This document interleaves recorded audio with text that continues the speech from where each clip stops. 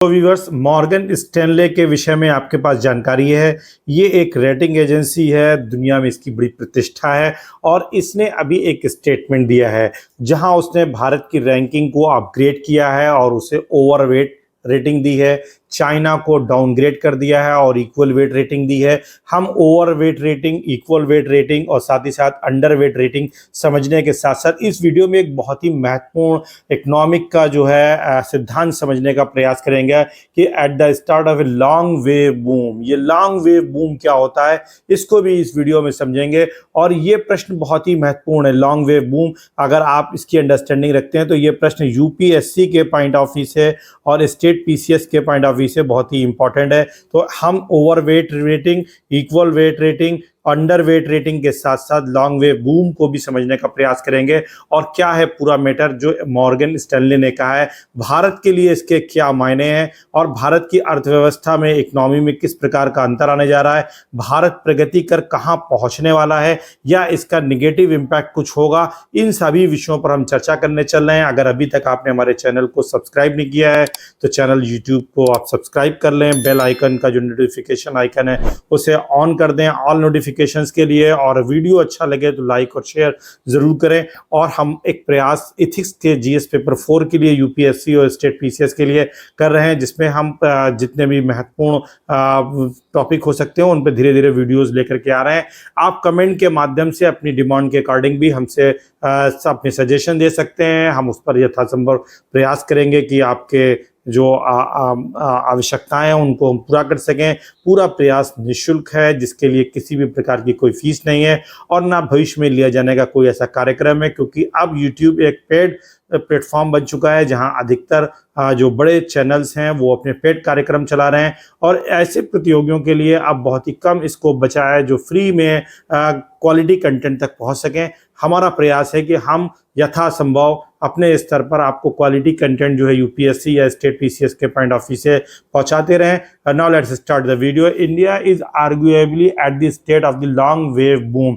अब ये long wave boom क्या है, इसको हम समझेंगे आगे थोड़ा। अभी हम देखते हैं कि इसने ये कहा है मॉर्गन स्टैनले ने कि भारत में तरक्की की एक लंबी उछाल होने जा रही है और ये एक प्रकार की वेव जैसा होगा और ये लॉन्ग वेव होगी। तो ये लॉन्ग वेव कितने पीरियड की होगी, क्या ये 2, 4, 6 साल की होगी या 10, 20, 50 साल की हो सकती है, इस पर भी हम चर्चा करेंगे। और साथ ही साथ इन्होंने कहा चाइना में भी एंडिंग वन, और चाइना की जो विकास का जो प्रोजेक्टाइल है, जो चाइना के विकास की जो अगर आप उसको उस पर देखें, ग्राफ पर देखें, तो चाइना अब डाउन जा रहा है और इंडिया अब जो है आगे बढ़ने वाला है। तो इसे आपको समझना है, ये मॉर्गन स्टैनले कह रहा है और मॉर्गन स्टैनले ने इसी के साथ इंडिया की जो रैंकिंग है उसे ओवरवेट रेटिंग कर दिया है। ये ओवरवेट रेटिंग क्या है और भारत को उसका क्या लाभ या नुकसान होगा, ये भी हम समझेंगे। और इन्होंने चाइना को डाउनग्रेड कर दिया है, यानी इक्वल वेट रेटिंग कर दिया है। और इक्वल वेट रेटिंग क्या होती है, क्या ये न्यूट्रल स्टांस होता है, इसको भी जानेंगे। हम पहले समझते हैं ओवरवेट रेटिंग किसे कहते हैं। अगर हम इकोनॉमिक्स की बात करें या फाइनेंस की बात करें तो ओवरवेट एक टर्म है, एक शब्दावली है जिसको हम यूज करते हैं इन्वेस्टमेंट स्ट्रेटजी के लिए। यानी जब हम कोई इन्वेस्टमेंट करते हैं, निवेश करते हैं, उसके लिए जो रणनीति अपनाते हैं तो उस रणनीति को हम क्या कहते हैं, ओवरवेट रणनीति। इसी तरीके से अंडरवेट रणनीति, इक्वल वेट रणनीति। और ये ओवरवेट रेटिंग इंडिया की क्या कहती है, क्या इसमें कहा गया है कि इन्वेस्टर और fund manager allocates a larger proportion of their portfolio to a specific asset और sector compare to its weight in the benchmark और देयर डिजायर्ड एलोकेशन। यहाँ इस ओवरवेट का तात्पर्य है कि जिन क्षेत्रों में जो एक पोर्टफोलियो होता है, तो एक पोर्टफोलियो में अलग अलग जो उसके स्टॉक्स होते हैं उसमें जो निवेश किया जाता है, इन्वेस्टमेंट किया जाता है, तो अगर उसमें भारत को देखें तो भारत अब अपने उस स्टॉक के बेंचमार्क से अधिक निवेश करने की क्षमता रखता है और अधिक निवेश करने जा रहा है। उसके लिए भारत में ज़्यादा बेहतर इन्वायरमेंट है कंपेयरिंग टू चाइना, क्योंकि चाइना में अब निवेश पर रिटर्न की दर कम होने जा रही है। इक्वल वेट है क्योंकि चाइना का जो इंफ्रास्ट्रक्चरल डेवलपमेंट है, जो चाइना का टेक्नोलॉजिकल अपग्रेडेशन जिस तरीके से हुआ है, उसके बाद चाइना में इंफ्रास्ट्रक्चर डेवलपमेंट में जो भी निवेश आएगा उसमें बहुत ज़्यादा वो जाकर के फंडिंग नहीं निवेश के लिए आपको उस पर रिटर्न नहीं मिलेगा, वो जो निवेश करेंगे। लेकिन भारत में अभी अपार संभावनाएं हैं। भारत उस रास्ते पर चल रहा है जहां पर चाइना ने पिछले 30 वर्षों पूर्व चलना शुरू किया था, और इस पॉइंट ऑफ व्यू से भारत की जो रेटिंग है वो ओवरवेट है। तो जो हमारे फॉरेन इन्वेस्टर्स है जो वो निवेश भारत में लेकर के आएंगे, तो वो भारत में ज़्यादा उनको निवेश के अवसर हैं, ज़्यादा उनको रिटर्न के अवसर हैं। इसको हम कहते हैं ओवरवेट। और अगर वहाँ पर न्यूट्रल स्टांस है बहुत, जैसा कि एक पैटर्न चला आ रहा है, उसी पैटर्न पर रिटर्न पर आपको मिलने वाला है निवेश पर, तो फिर वो इक्वल वेट है। लेकिन अगर वो डाउन साइज होने जा रहा है, वो रिटर्न आपका कम होने जा रहा है, तो उसे हम क्या बोलते हैं, अंडरवेट। अब अगर हायर रिटर्न्स और लोअर रिस्क किया जाए तो हम देखते हैं कि यहाँ रिलेटिवली पॉजिटिव आउटलुक हो जाता है। यानी भारत में हायर रिटर्न है, आपको रिटर्न की दर अधिक मिलेगी, रिस्क जो है वो काफ़ी कम हो जाता है, जिसके चलते इंडिया की जो आउटलुक है वो पॉजिटिव ज़्यादा हो जाती है रिलेटिवली कंपैरिजन टू चाइना। और यहाँ पर एसेट्स के जो परफॉर्मेंस हैं वो बेंचमार्क से ज़्यादा इन्वेस्टमेंट ऑप्शंस को हमें अवेलेबल होते हैं। फॉर एग्जांपल, एक एग्जांपल भी हमने यहाँ पे लिया है ताकि आपको ये पूरा कॉन्सेप्ट क्लियर हो जाए।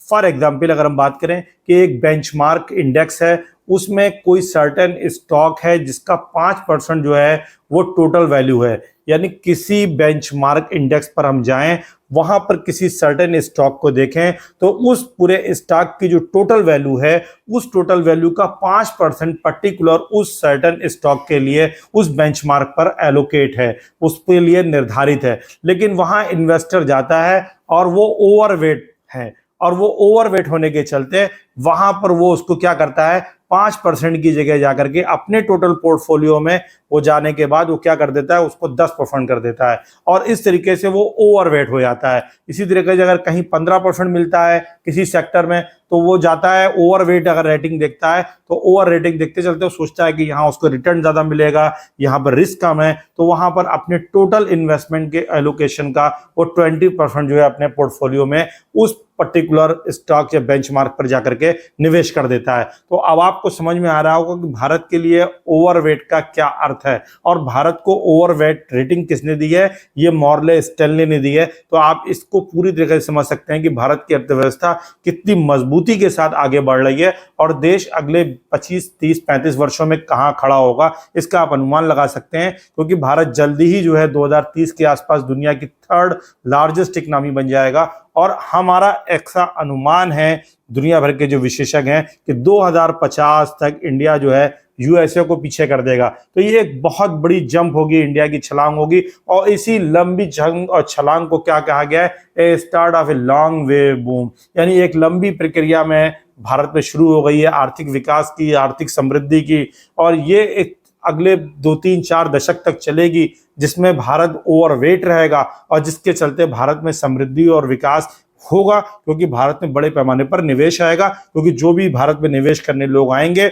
उन्हें रिटर्न ज़्यादा मिल रहा है, उन्हें रिस्क कम है, जिसके चलते वो भारत में भारी मात्रा में निवेश करेंगे। अब आपको अंडरवेट और इक्वल वेट को समझने की आवश्यकता नहीं है, लेकिन मॉर्ले स्टैनले ने ऐसा क्यों कहा कि भारत जो है ओवरवेट है। जबकि अगर हम देखें जीडीपी पर कैपिटा, तो इंडिया में $2,500 है, जबकि चाइना में 12,700 है। लेकिन हमारा पॉजिटिव डेमोग्राफिक ट्रेंड है, चाइना की जनसंख्या घट रही है, भारत की जनसंख्या बढ़ रही है। भारत ने भी हाल ही में जो है चाइना को जनसंख्या के मामले में पीछे छोड़ते हुए दुनिया का पहला सर्वाधिक जनसंख्या वाला देश बन गया है, और इसी के चलते उन्होंने ये कहा कि भारत में जो है अब क्या होने जा रहा है, a long wave boom at the same time as China may be ending one.